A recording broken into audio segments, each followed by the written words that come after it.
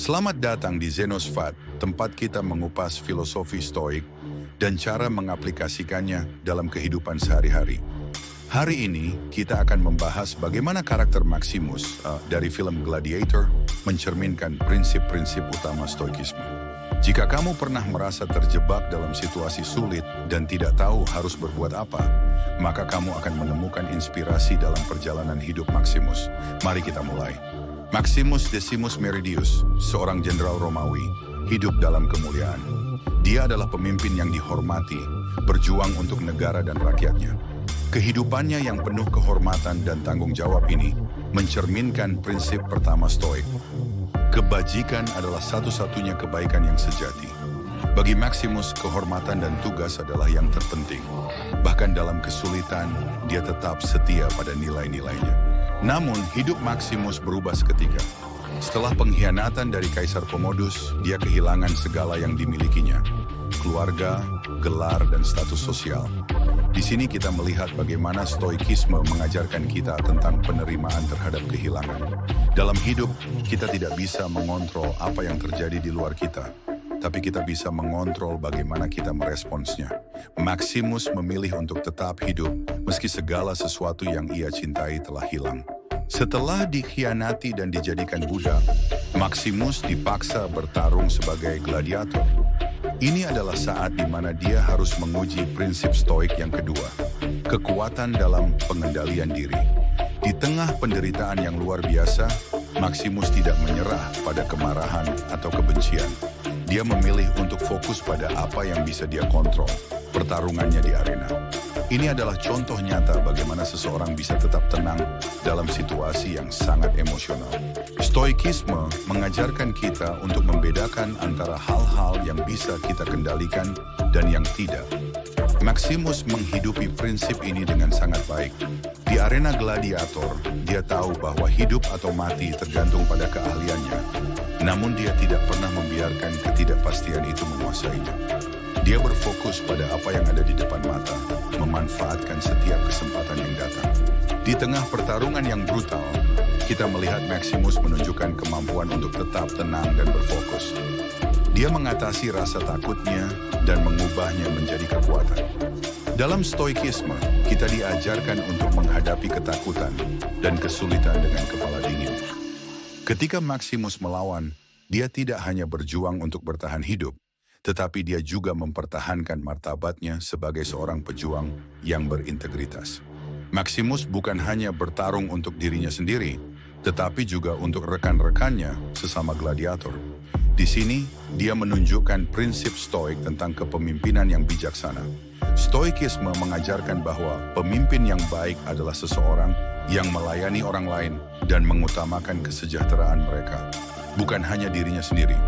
Maximus menginspirasi para gladiator lainnya untuk bertarung bersama dan mengingatkan mereka bahwa kehormatan bukanlah sesuatu yang bisa dirampas. Salah satu momen paling mendalam dalam film ini adalah saat Maximus menghadapi Kaisar Commodus. Dalam adegan ini, Maximus tetap tenang dan tidak terprovokasi oleh kekuasaan atau ancaman Commodus. Dia mengingatkan kita tentang prinsip stoik yang ketiga, tidak tergoda oleh kekayaan atau status sosial. Maximus tahu bahwa kekuasaan yang dimiliki Commodus tidak lebih penting daripada kebajikan dan martabat yang ada dalam dirinya. Meski hidup dalam kondisi yang penuh kekerasan, Maximus memilih untuk menjaga prinsip-prinsip hidup yang sederhana dan jelas. Seperti halnya dalam stoikisme, hidup yang sederhana adalah kunci untuk kebahagiaan yang sejati. Maximus tidak membiarkan kenyataan sekitarnya mengubah jati dirinya. Dia tetap setia pada nilai-nilai yang benar, meskipun berada dalam situasi yang paling sulit sekalipun. Stoikisme mengajarkan kita untuk menerima kenyataan bahwa kematian adalah bagian dari hidup. Maximus, meski terperangkap dalam pertarungan hidup dan mati, tidak pernah takut menghadapi kematian. Dalam film ini, dia mengajarkan kita untuk hidup dengan penuh keberanian, tanpa menghindari kenyataan bahwa setiap hidup pasti akan berakhir. Ketika Maximus akhirnya dihadapkan dengan Commodus di arena, kita melihat bagaimana dia mengontrol dirinya dengan sempurna. Walaupun memiliki kesempatan untuk membalas dendam secara emosional, Maximus memilih untuk tetap tenang dan mematuhi prinsip stoik. membuat keputusan dengan akal sehat bukan berdasarkan emosi.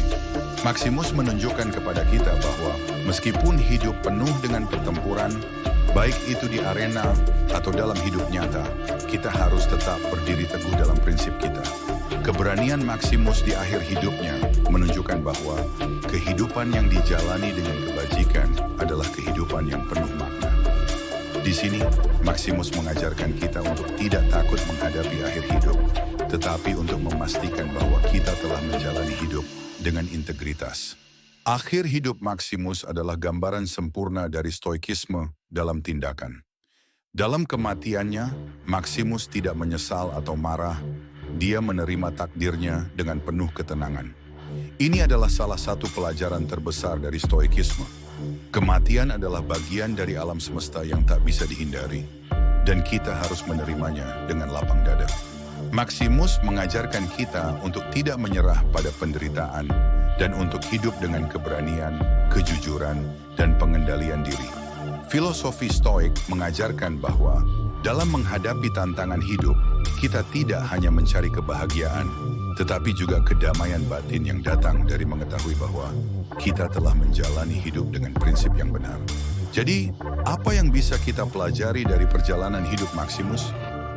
Stoikisme mengajarkan kita untuk tetap tenang, bijaksana, dan teguh pada prinsip kita dalam menghadapi kesulitan hidup. Jika Maximus bisa menemukan kedamaian dalam situasi yang penuh penderitaan, kita juga bisa belajar untuk menghadapi tantangan kita dengan kepala dingin.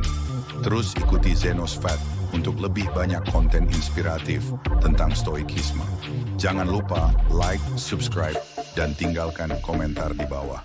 Sampai jumpa di video berikutnya.